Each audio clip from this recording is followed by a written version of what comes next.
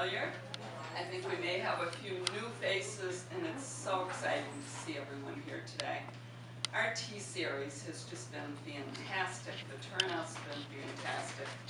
The topics have been fantastic, and the teas have been over the top. And for that, I want to thank the people who are responsible for that, and I hope I don't miss anyone, but off the top of my head, I want to thank Laura Nartell and Barbara for today's tea, which all of you who made reservations will be enjoying. Ann Groom, I want to thank for hosting teas. Doris Whitehead. Nancy Skiff isn't here, but she's another, and if I'm forgetting anyone, please remind me. If not, I thank all of these ladies. They've been so dedicated and so devoted to this over the years, and it just keeps getting bigger and better and bigger. Well, as I said, I'm Kathy Wade. I'm President of the Board of Trustees and just thrilled to be part of the Remington organization. Laura is not with us today, which is, I'm sure, a huge disappointment. Laura just brings wonderful life and energy to the whole museum, plus the knowledge of Remington's work. Bar none, she is the expert, the worldwide expert, which gets down to where Laura is today. She's in Cody, Wyoming, and she's authenticating Remington works. And I don't know if anyone saw Antique Roadshow, where there was a Remington, one of his originals. They fought, but told the owner that it needed to be authenticated.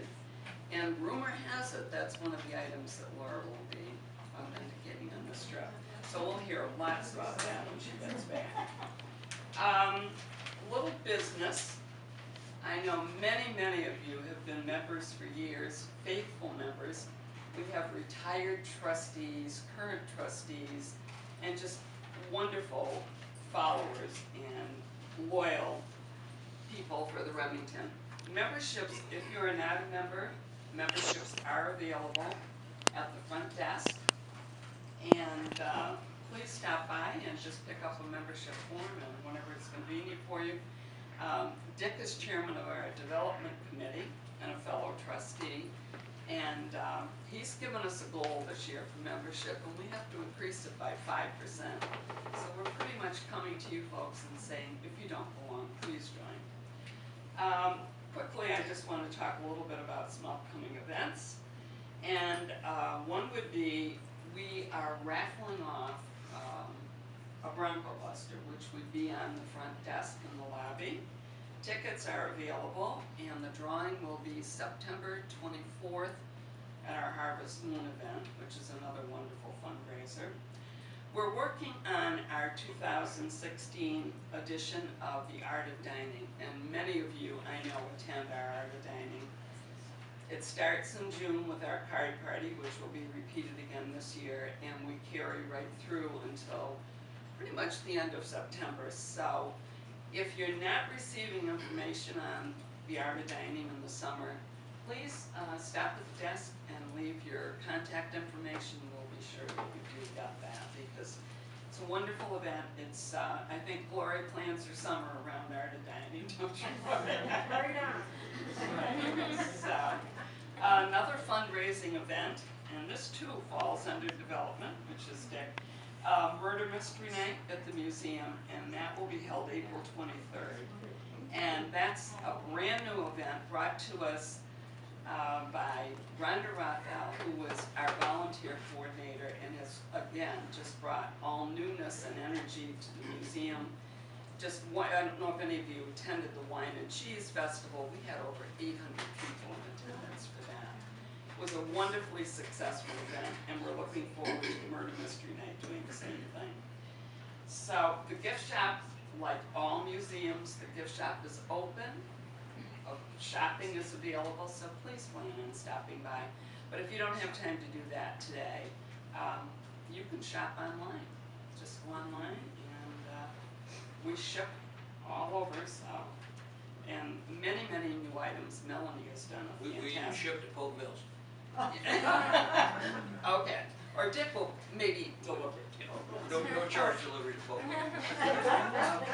And so now, for the very most important part of today is, it gives me great pleasure to introduce my fellow trustee, Dick Johnson.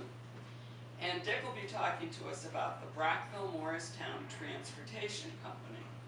The company operated ferry boats on the St. Lawrence River for nearly 50 years, ending in 1952, which was a little before our time when we missed it. The company ferried passengers, vehicles, livestock, and freight between the two river communities, Brockville and Morristown. Dick is the grandson of Frank L. Scott, who founded the ferry business in 1908, and Dorothy Scott Curry, who ran the business after Frank's death in 1935.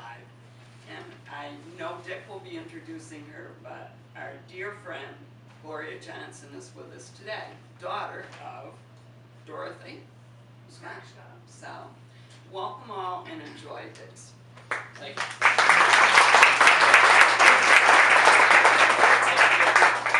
Thank you, Mom, for having me so I could be here today.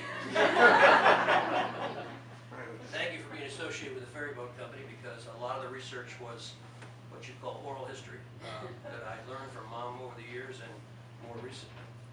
And good afternoon, ladies and gentlemen. I recognize some Morristown friends, neighbors, some folks who used to live in Morristown, and a few of you I look familiar, but I don't know if you're Morristown or Ogdensburg, but welcome at any rate. I'd like to thank you for the opportunity to address this topic.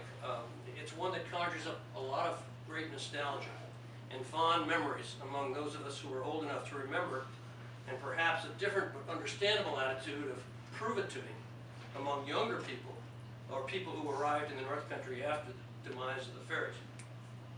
You may have heard a few stories about the ferry boats that crossed the St. Lawrence River more than a half century ago. I'd like to ask that you hold questions, comments, and surely we'll have some, and we'll address those at the end. Let me begin with a disclaimer by admitting that I am only an amateur historian. What I'm about to share with you represents a best effort, but by no means do I present it as gospel. My motivation in presenting this talk is that the ferry boats of Morristown really represents a great story, one that in many ways defined a village. And because it's a tale to which I have a personal connection through family ties, I'm especially grateful for this opportunity to make a game attempt at sharing the story with you. I first presented this talk at the Gateway Museum in Morristown on August 12, 2010, and I think a few of you were there that night. So you must checking on my later versions here. See me later. More than 100 people attended that night, and most of them were local. Many of them, like me, had a personal or family connection to the ferry. I began by asking the audience that evening several questions designed both to inform me about how connected they were to the story and to stimulate their interest in what would follow. I asked members of the audience to raise their hands in response to 4 questions. Number 1, did you ever work on the ferry or for the ferry company? And a few hands went up. 2, did you ever have a family member, perhaps a cousin, an uncle, a grandfather, someone who worked at any time on the ferry boats? A few more hands went up. Did you ever ride the ferry from Morristown to Brockville or back? Asked to keep it that way. And finally, this was the question that was guaranteed to get everybody's hands up. Would you like to see the return of the Morristown-Brockville ferry? And would you buy a ticket to ride? As I say, I had pretty much had a unanimous feedback on that. Everyone had raised a hand. We reached a point where a large majority of the people in the room indicated that the ferry boats had touched their own lives in some peculiar, particular, specific, special way. I think that was significant in its own right. The beginning of the story is not well recorded, so some of this is going to be informed guessing, but educated speculation. To the beginning of ferry boat service between Morristown and Canada. I say Canada because when this all began, the Canadian port of entry was not named Brockville. In fact, it was called Elizabethtown. And again, there's very little written history about our region during the very early 19th century, and even well into the mid part of the century. It is well established that ferrymen have operated boats across the international border between these two river towns since settlers began arriving in the 1800 to 1810 period. A passenger scow, built and operated by Thomas Hill and Arnold Smith, established service between Morristown and Elizabethtown. It was operating as early as 1808, when there is record that David Ford, Governor Morris's land agent, Ford's horse and wagon were transported back and forth for the then princely sum of 25 cents. One can imagine that the end of trade caused by England's Embargo Act of 1807 and subsequent hostilities between British loyalists in Canada and Northern New Yorkers during the War of 1812, and many would say it wasn't the Northern New Yorkers, it was people from downstate who were fighting against the British, because everybody up here kind of liked the British. But anyway, another story, War of 1812, was enough to suspend whatever ferry service may have been in operation at the time. In 1815, a family named Plum operated a ferry between Prescott and Ogdensburg. This ferry boat's propulsion system consisted of a horse on a treadmill. By 1817, the war had long since concluded, and river-based commerce was back in the ascendancy. That year, a local man named John Canfield built the first wharf in Morristown Bay, 1817. Cross-river traffic was likely driven more by trade than by the needs of individual travelers. Farmers ferried livestock back and forth. Rough-sawn Canadian timber and milled lumber were imported through this thriving but still unofficial Morristown port. And as the Industrial Revolution began to gather steam, and the pun is intentional, in the late 1820s and early 1830s, manufactured goods began to appear on the ferry route with more regularity. In 1848, operation of the ferry, that is the official licensing of the right to ferry passengers and freight, was awarded to the town of Morristown by the New York State Legislature, in return for which revenue from the ferry service was used to support and in fact establish the public schools. A little known fact. This arrangement persisted for many years. Although it's well established that the ferry ran continuously during the middle decades of the century, little is recorded about who the ferrymen were or how, even if, they named their small boats and the scows that were used to haul livestock, freight, carriages, wagons, and people. In 1851, the New York State Legislature formally established a port in Morristown to regulate incoming border traffic and crossings, to exact tariffs, and to keep an official eye on what and who were passing to and from Canada and Morristown. As seemed to be typical of these times, Morristown had to pay a price. The state required, and the Morristown fathers agreed, to establish another ferry across Black Lake in the neighboring hamlet of Edwardsville. This was accomplished. And once again, the state using leverage to get more infrastructure for the sake of the people up here. In 1856, Morristown got its first customs house, which was built near the town wharf on the bay.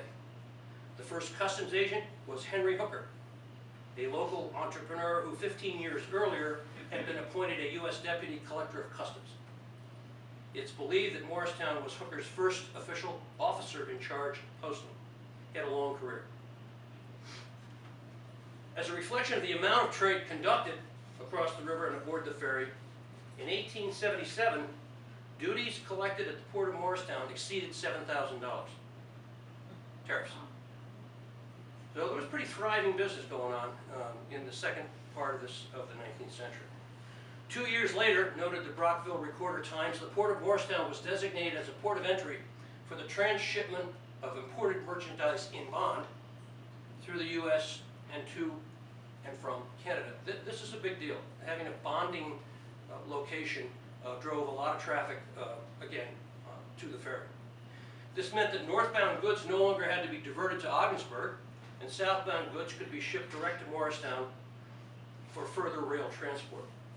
This was also, you'll find in a few minutes here, timed to the opening of the railroad in Morristown. This change in U.S. Customs regulations proved a real boon to the merchants on both sides of the border and both sides of the river, but also to the ferry proprietors, who were described as jubilant.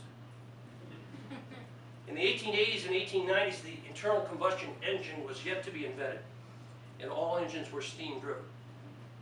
Wood or coal-fired boilers generated steam, creating pressure which was harnessed to provide locomotion, both in marine and land-based vehicles. The busy port of Morristown was no stranger to steam-driven passenger boats, or steamers, as they were known in the area. The steamers were a very large part of life here on the river for a period of probably 40 to 50 years. Many of these steamers, which served as passenger excursion boats, plied up and down the river on both sides, and they also ended up in service as ferry boats on the Morristown-Brockville ferry. So they did a lot of different duty, and they were an important part of the trade along the river in that long period of time. Among these were the Indian Chief, which had earlier provided service on the Indian River and Black Lake, the Armstrong, the Chaffee, the International, the Plum, and the Belleville, to use the expression of the day, on the Brockville, Morristown, and the Ogdensburg-Prescott routes in the latter part of the 19th century. So running the ferry was the term used to describe the process of transporting people and freight. In 1896, the steamer International required extensive repairs, and so the Armstrong was moved from Brockville to Ogdensburg to take her place. An item in the Ogdensburg Advance and St. Lawrence Weekly Democrat that year noted that this unexpected and apparently unannounced transfer of the Armstrong caused great anguish, particularly among the Canadians. A quote in the story, the Brockville people were not only much surprised but quite mad over such action. They now have no ferry there, reported the Ogdensburg paper. By the next summer, the International had been repaired, was back in service on the Ogdensburg-Prescott route, and the Armstrong was returned to its customary Brockville-Morristown route. The Armstrong was a fascinating ferry, just as an aside. It had the capability of carrying passengers, obviously, and freight. It also could carry railroad cars, and they did. And that was something that was not common, certainly not common in the North Country. Many area residents on both sides of the river cut wood for the steamboats. This was labor, this was employment for a whole lot of folks up here. Supplying the ferries with fuel represented an extra source of income for area farmers and loggers. Back in 1876, a truly game-changing and momentous event had occurred in Morristown. The railroad had finally arrived. Coming north from Utica, through Watertown to Morristown, and then on to its terminus in Ogdensburg. The Utica and Ogdensburg Railroad, later acquired by New York Central, literally opened up the North Country. An increased demand for ferry service between Morristown and Brockville quickly followed. Now one could board a train in New York City, travel to Utica, change trains to the Utica and Ogdensburg Railroad, ride directly into Morristown.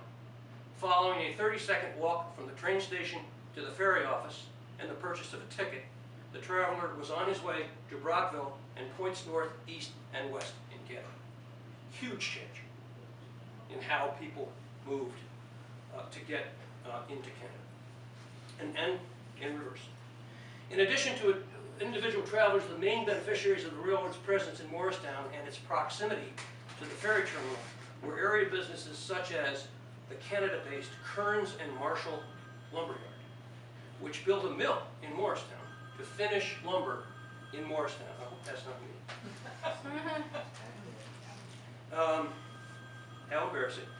More memorable and certainly longer lived was the W.H. Comstock Company, manufacturers of the Dr. Morse's Indian root pills and numerous other remedies for people and animals.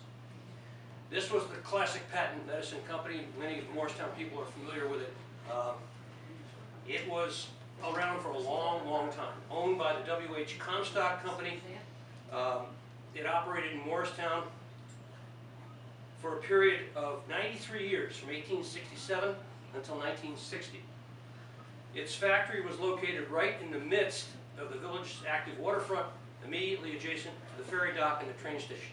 All this was compacted in that relatively small area down along the waterfront. A citizen of Brockville, Mr. Comstock became a powerful presence in Morristown beginning shortly after the end of the U.S. Civil War. A paternalistic employer, he was the type of man we all wish we had for a boss. The Comstock factory operated as a power generation facility, supplying electricity to a number of Comstock-owned houses and apartments and to the Comstock Inn in Morristown.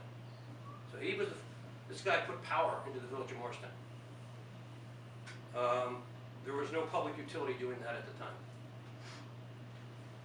The company built the village's first water tower, but Comstock's most lasting legacy to Morristown community was his gift of a building which over the years has served as a town hall, a school gymnasium, complete with a second-story basketball court.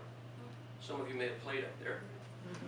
The fire hall, a furniture business owned coincidentally, by my late father-in-law Bill Hess, and today it serves as the home of the Gateway Museum. Built in 1910, this hall was Comstock's most lasting gift to the people of Morristown. More than a century later, the people of Morristown and the North Country remain grateful for his far-sighted philanthropy. By the time Comstock's home remedies business was shuttered for good in 1960, the ferry service had previously ceased operations in 1952, and the New York Central Railroad had terminated service on its Utica-Ogdensburg spur in 1958. Rail service, ferry service, manufacturing, and trade all were interrelated and to some extent interdependent. As one industry or service began to lose customers, the others suffered. And indeed, the 1950s were the beginning of tough economic times in Morristown and elsewhere in the North Country region. This probably wasn't obvious at the time, but when residents began to take into account the fact that by 1960 the ferry was gone, the railroad was gone, and the company that had employed as many as 300 people was gone, the change was pretty evident. I'm a little ahead of the story, so let me go back. While the decade of the 50s was indeed the end of an era, the 70 years between 1880 and 1950 were probably the era of greatest prosperity Morristown has ever enjoyed before or since. You could probably narrow that down to 1910 to 1945, but those were great years in Morristown. The ferry business, now buttressed by regular freight and passenger service on the railroad, was a central factor in this active period of economic vitality. Around 1900, the steamer Belleville, owned by the Canadian Pacific Railroad, operated out of Morristown and provided ferry service. The Armstrong also was able to carry railroad cars. There was actually a turntable located on the riverfront, down in front of where Ella's restaurant is today. That's where the Comstock Inn was originally. And there was a turntable down there, and the trains would come up, turn, put the rail car on the Armstrong or on the Belleville and get them across. She was also used as, this Armstrong was a pretty multifaceted vessel. They used it to break ice in the river as well, because it had a steel hull. The ill-fated Armstrong actually survived a sinking in 1889 with the loss of a single passenger who drowned. Fully loaded with 8 rail cars, arrayed on 2 rails aboard the vessel's deck, she went to the bottom of the river. A small steamer was engaged to try to raise the Armstrong, and when the Armstrong suddenly re-emerged on the surface, the other ship went down. No loss of life. Both ships were salvaged and back in service quickly. Later in 1904, the Armstrong sank again, this time serving on passenger excursion duty in the Ogdensburg area of the river. She went down again, this time with no loss of life, and we believe she's still down there. At the turn of the century in Morristown, the Canadian Pacific Railroad had the turntable which I previously described. But if you think of where Wright's Marina is today, and the Ellas, and that whole section of the river, that was very busy with rail traffic and rail activity back in that area. Year-round ferry service was important even during the several months of the year when ice clogged or totally solidified the river. It was so important that when the steamer ferries could no longer penetrate the river ice and they ceased operations, others filled the void. This next piece is pretty incredible to me. So the river's frozen, and there's no traffic from ships driven by diesel engines or driven by steam engines. But from 1895 until 1917, Captain W.P. Wells and his assistant, a Morristown resident and a U.S. Civil War hero named John Levine, held the contract for mail delivery and operated the winter ferry between the two river towns. Their method, when recounted today, seems like certain madness. Reported the Ogdensburg Journal in 1906, their boat was equipped with runners, oars, pike poles, and shafts. Upon arrival of the train in Morristown, all transfer passengers, baggage, and mail are securely placed in the boat. Levine enters the front shafts and draws the boat over the ice with assistance from Captain Wells, who's stationed between the rear shaft as using a pike pole. Levine walks to open water, usually breaking through the ice, lifts himself up on the shafts, and places his bum back in the boat. Well, then pikes the boat over the shallow places and through the open water, and out jumps Levine, and he... Can you imagine this? Picture yourself as a ferry passenger in the dead of winter in 1902. It's 20 degrees below zero, and you're crossing the St. Lawrence River. John Levine is risking his life with every step, and it probably takes these two guys a couple of hours minimum to get you across this frozen river. I was not kidding when I said that this particular ferry operated with a certain ring of madness. Built in 1893 in Baldwinsville, New York, the steamer H.P. Bigelow was placed into service on the Morristown-Brockville ferry in the years that soon followed. The 67-foot long, 14-foot wide vessel had a fairly long run of service until she burned at the Morristown dock in 1920. According to the Brockville Times recorder, the Bigelow had something of a reputation. Word had it that, quote, if more than two persons plus the captain occupies the boat, the next passenger coming aboard has to call out and ask if it's safe to come aboard. I think a little irony there. But anyway, the Bigelow may have seemed a bit unseaworthy, but there's no recorded incident where she ever had any accident or that any passenger safety was ever compromised. And she plied the river for many, many years. In 1904, the recurring issue of extended winter navigation, sound familiar, and ferry service raised its head again. Captain D.H. Lyon was at this time the owner of the ferry company, and in the early winter, facing the usual wintertime closing of service, regular passengers of the ferry voiced their protests and asked for some relief. The Brockville Town Council and the Morristown Village Council appointed a joint committee to investigate and devise a plan to secure extended service. Captain Lyon then proposed to furnish a steamer at a cost not to exceed $10,000. Now this is 1904. The two towns would pay 6% interest on the loan that he would have to obtain to finance a new vessel and also retire principal on the note at the rate of $1,000 per year. It does not appear from the record that the two towns took him up on the offer. Another case of put your money where your mouth is. In 1908, a new era in ferry transportation between Brockville and Morristown dawned when a Morristown attorney, Frank L. Scott, and partners established the Brockville and Morristown Transportation Company. As mentioned earlier, it happens that Scott was also my grandfather, so please indulge me a bit while I provide you with some of this background. Frank Scott was born in Morristown in 1879. He was the son of Charles and Minnie Ager Scott. He was a friend of the noted Morristown artist Charles Chapman, and he graduated in Morristown High School's first graduating class, I think with Chapman. Am I right about that one? They graduated together. First graduating class. No, not Chapman. Well, whatever. This is about Scott. Scott did, I know that.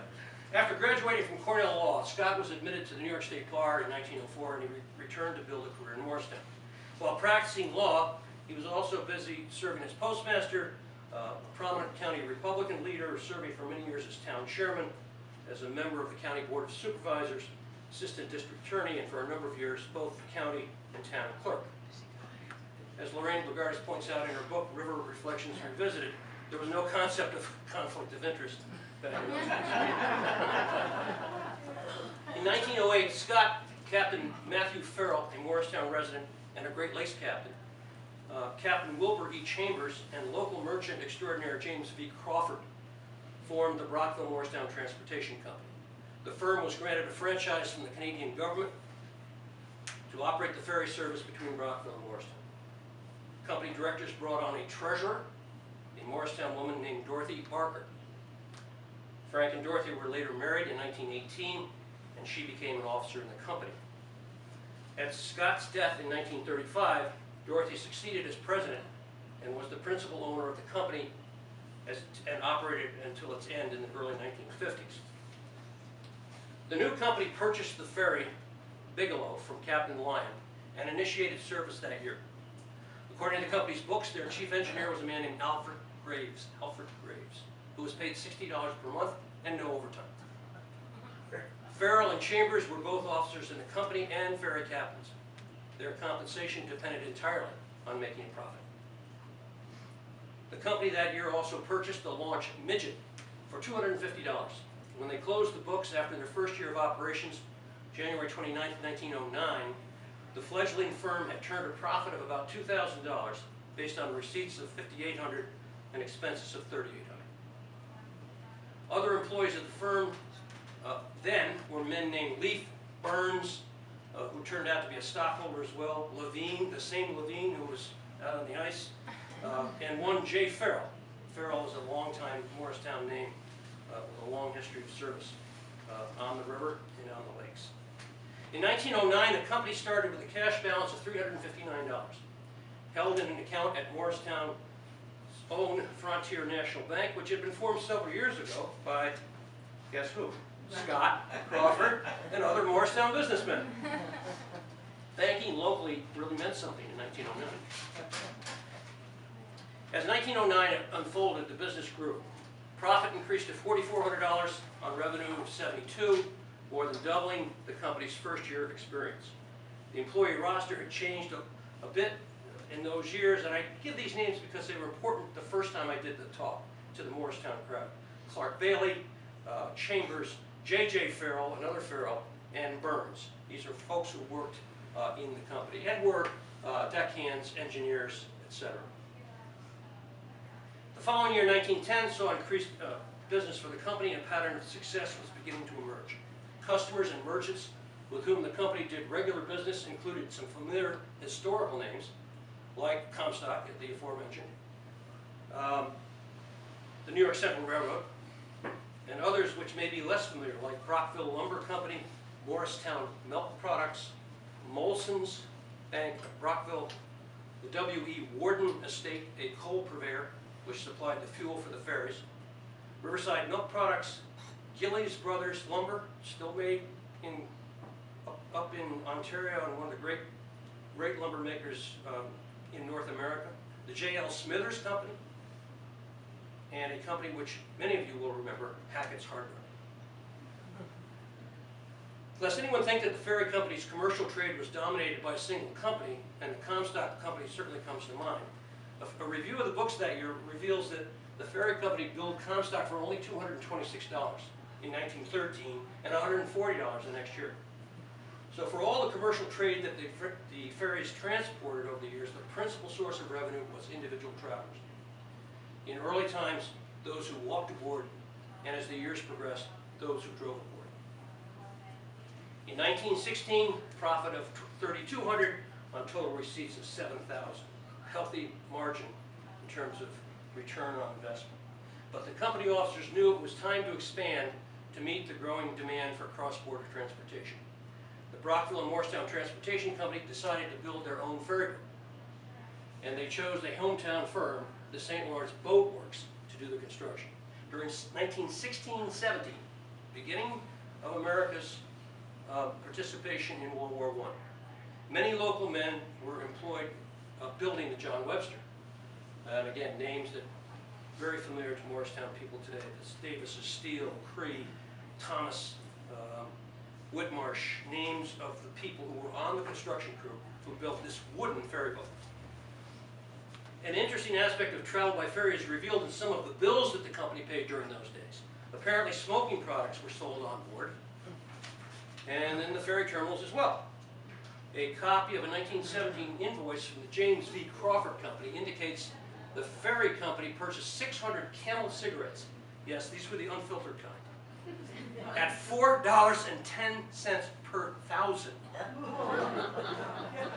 Is it any wonder that all our grandfathers and fathers smoked? You know, and there were many brands, brands that are no longer even heard of, like Fatima, Chesterfield, and La Russa cigars.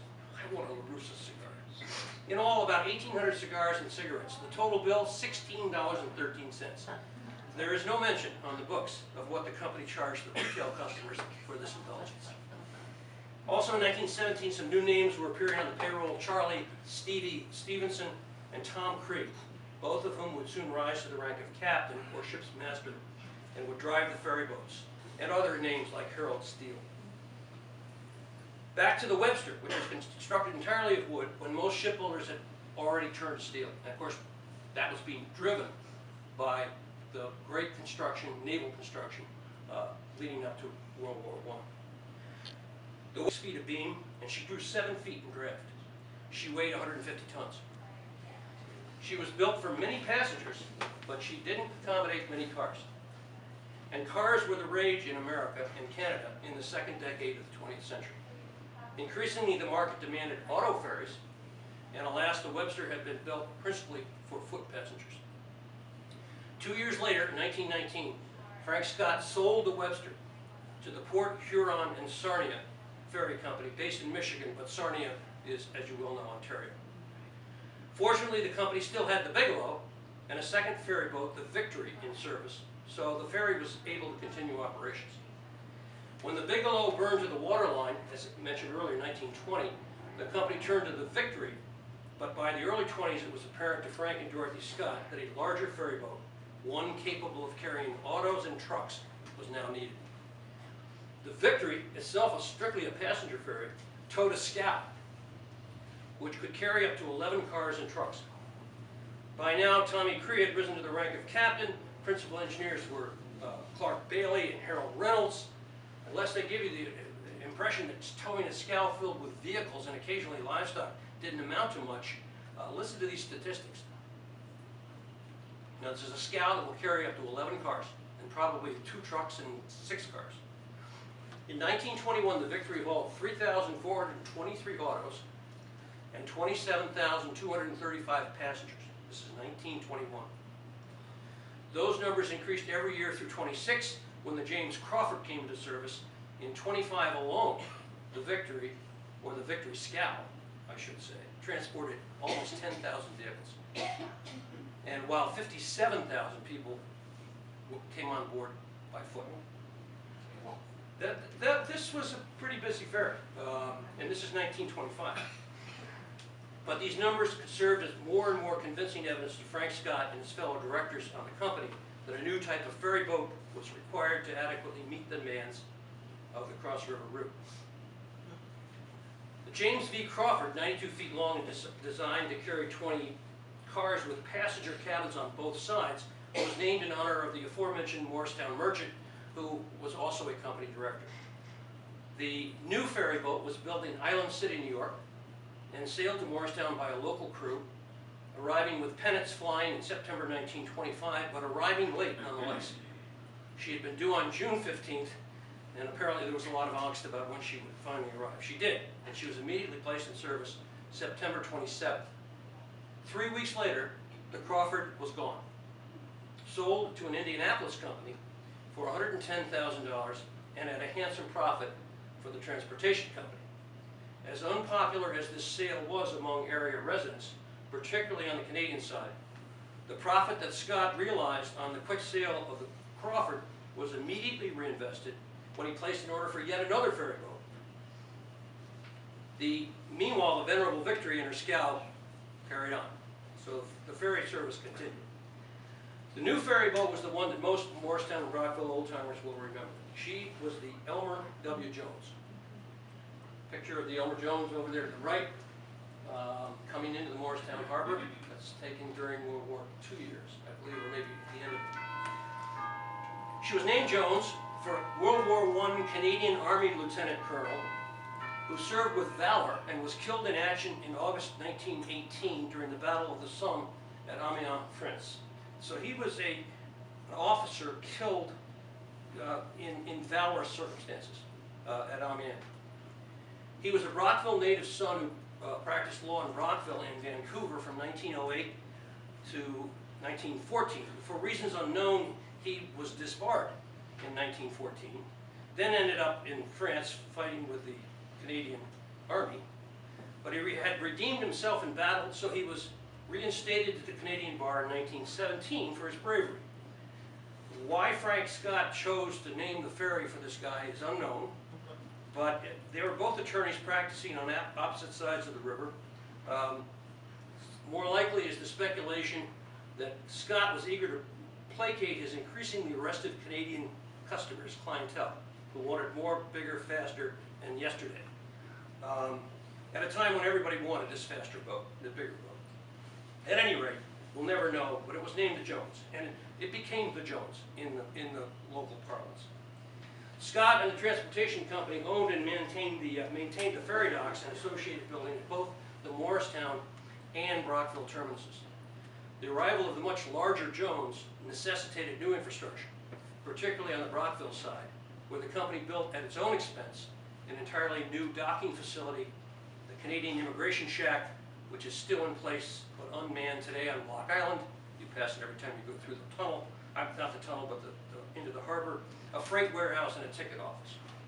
One thing was certain, in May 1926, when the Elmer Jones arrived for the first time at her Morristown mooring, she was bigger and faster than any vessel that had ever run on the ferry, and arguably than any ferry on the St. Lawrence River.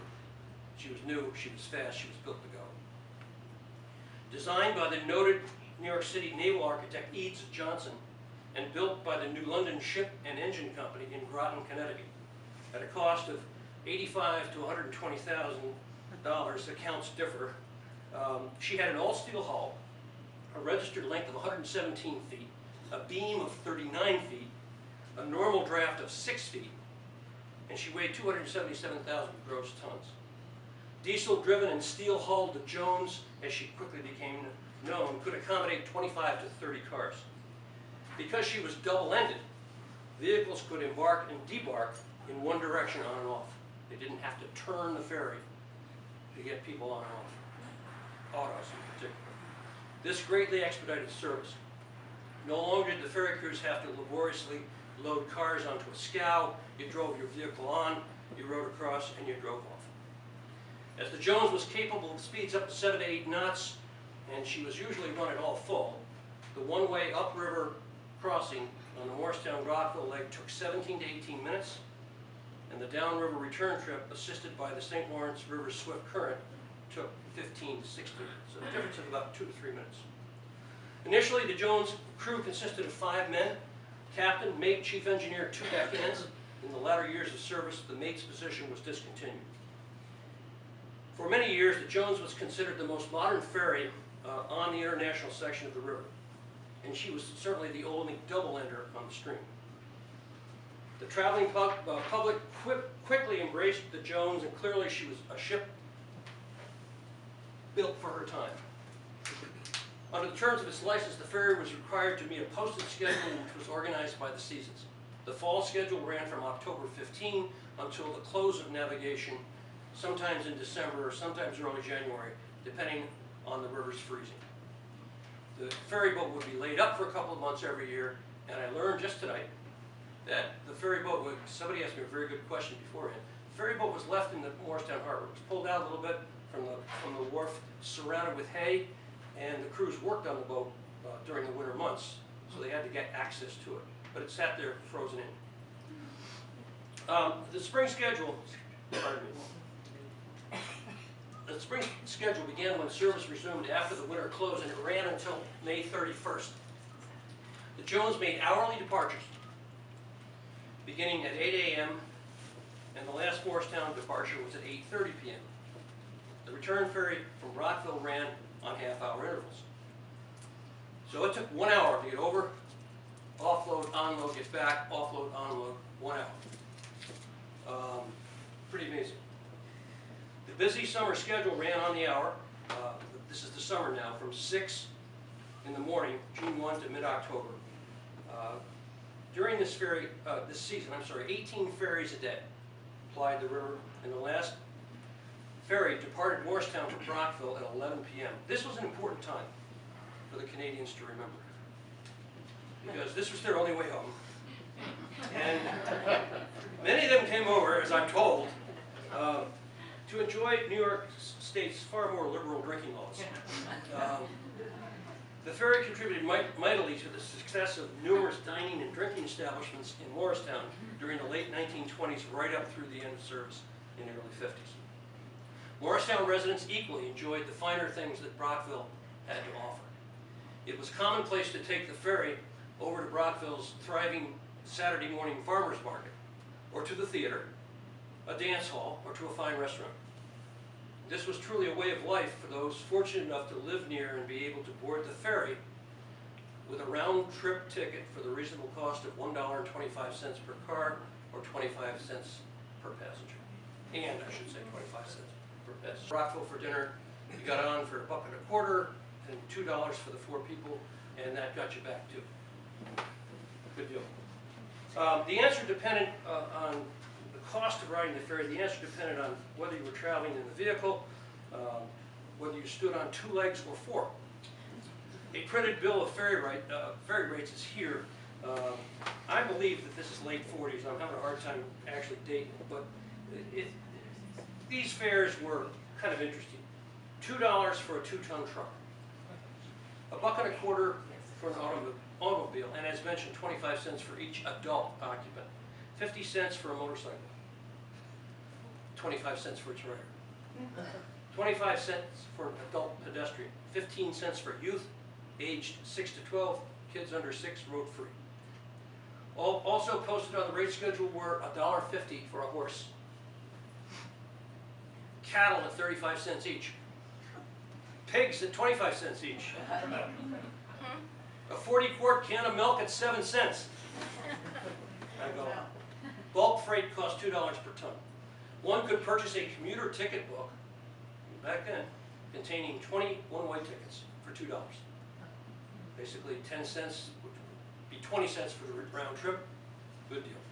And best of all, during the summer months, one could ride the ferry all day long, having purchased a single round trip ticket.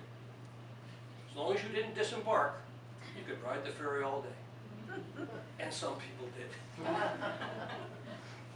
The Jones labored through a long day, every day, and 2 cruise shifts were required. Prominent officers again mentioned some of these names: Farrell, Tom Cree, Charlie Stevenson, Charlie Kohler, Harry Reynolds, Jerry Stillwell. Literally dozens of young Morristown lads served as deckhands over the years, and a number of them are still alive today. At the first presentation of this, 2 or 3 guys came up to me and said, "Oh, I was a deckhand back in 1947. You know, amazing. With the 1928 retirement of Captains Chamber and Farrell and Mr. Crawford from active participation in the firm, Frank and Dorothy Scott reorganized the business. They renamed it the Brockville Morristown Ferry Company. During the 30s, there were thousands of cars crossing on the Morristown-Brockville Ferry each year. For example, on July 6, 1937, the Brockville Recorder and Times noted that the ferry had carried 506 autos, setting an all-time record. The cattle that were brought across was part of the business too. And cattle were brought across. They were driven up Morristown's Water Street to where there was a pen stop. They were inspected, and then they were loaded onto the New York Central freight cars, and taken off for slaughter. In April 35, Frank Scott died unexpectedly while his family was on vacation in Orlando, Florida. Operation of the ferry company was taken over by his wife and my grandmother, Dorothy. who must have been one of the very few females to lead and operate a major business in the North Country at this time. In the 1930s, a Cleveland, Ohio-based entrepreneur named Fred Curry ran a bus service from the Morristown ferry dock to Augsburg, thus extending the ferry's reach. Curry and Dorothy Scott were married in May 1937. They joined forces in the management of the ferry company. Curry became a colorful figure. Joe, we were talking about this earlier. Put it that way, a colorful figure whom many of Morristown's older residents will always remember because of his everyday headgear. A captain's hat, replete with scrambled eggs on his visor. He was a familiar sight on the Morristown waterfront for many years. Business was terrific during those years, leading up to World War II. But World War II, as it did in everything, changed this business. In fact, it put this business on suspension. The U.S. government lacked essential infrastructure, military hardware, and such everyday transportation vessels as ferry boats. So guess what? The Navy came and took it. And the Navy placed, the War Department placed the Jones into service. And it had kind of an interesting history. It was used at first to shuttle contractors and workers in the New York City harbor and Brooklyn Navy Yard. So it was made, it's ferrying workers back and forth to the shipyards. Later on, it was relocated to Little Creek, Virginia, where it was used in the development of the Virginia Naval Base, which is also the Marines have a great facility there in Little Lake. That all was being the first iteration of aircraft carriers back in the 30s. While she served the purpose, the Morris Brock was a shallow draft vessel, and she, quote, tended to wallow, according to newspaper reviews of the day. She also held the unfortunate legacy of being the only ferry boat in the company's long history to have been the venue for loss of life. When in 1945, a 17-year-old Morristown deckhand named George Buddy Adams died from injuries sustained when he was crushed at the pier. Alas, the Morristown Brock's service in Morristown and Rockville was also short-lived. Following the end of the war, the ferry company was able to repurchase the Jones from the Navy. She was returned to Morristown and recommenced service in July of '46. For one brief season, there were two ferries in service between Morristown and Rockville.